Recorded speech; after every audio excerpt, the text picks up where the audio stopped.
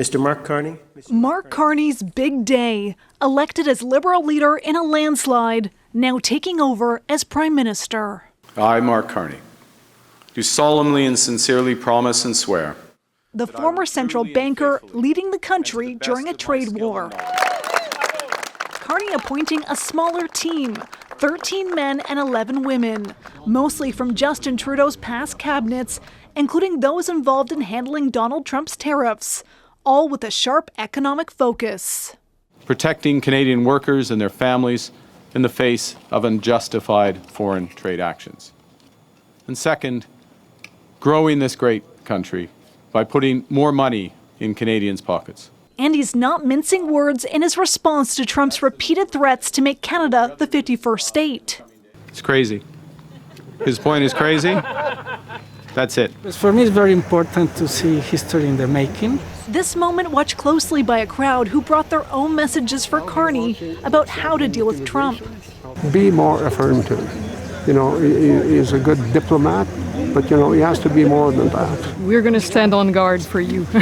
We're going to stand on guard for this country, so keep strong. Sir.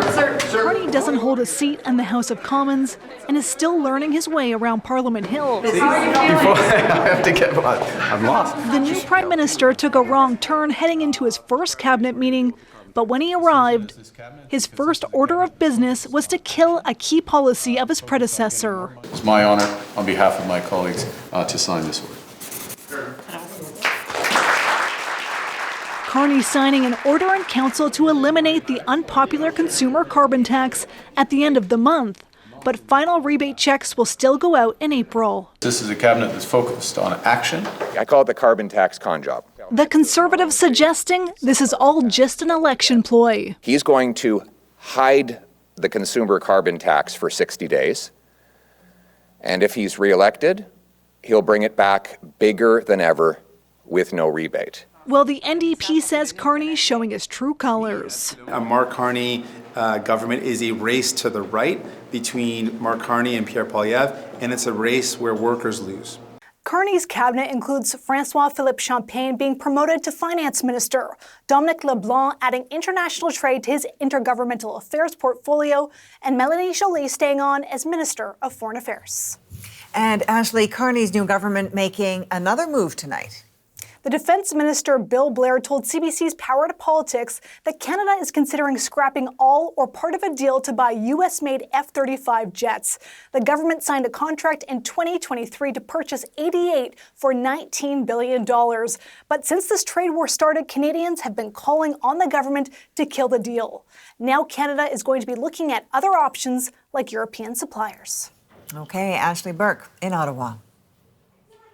Let's bring in Chief Political Correspondent Rosemary Barton now. Rosie, let's zero in on that swift move to kill the consumer carbon tax. Yeah, Erica, I mean, we knew this was going to happen, right? Prime Minister Carney got chosen by Liberals partly because of this promise, but it was extraordinary to see cameras inside the cabinet room, to see him sign that executive order to kill this controversial and divisive tax in his very first act as Prime Minister.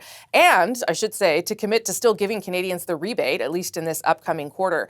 This is a skillful political move on day one, and it left Pierre Poilievre, the leader who effectively won the debate on the usefulness of a carbon tax, grasping at how to criticize Carney's move, accusing him of hiding the tax elsewhere. But if Carney wanted to demonstrate that this is an action-oriented government, he sure did that right out of the gate. Well, this speaks to what Carney wants the cabinet to demonstrate. Yeah, that it is a cabinet meant to signal that this is a serious time. It was not a day of ceremony and excitement, as we sometimes see at these cabinet swearing-ins. It was a day of, you got your new job, here are your tasks, now get down to work. And it was, like, frankly, a little bit dull. The problem for Prime Minister Carney is that he's working with a deck of cards that was handed to him by Justin Trudeau. So the ability to make really significant changes to cabinet is limited. There are a lot of familiar faces here. And if you're trying to prove that you're different, that is definitely a challenge. This cabinet also has to offer some continuity in the face of Donald Trump and show that Prime Minister Carney is going to do this job differently. So this was a difficult task for him today. All right. Thanks for this, Rosie.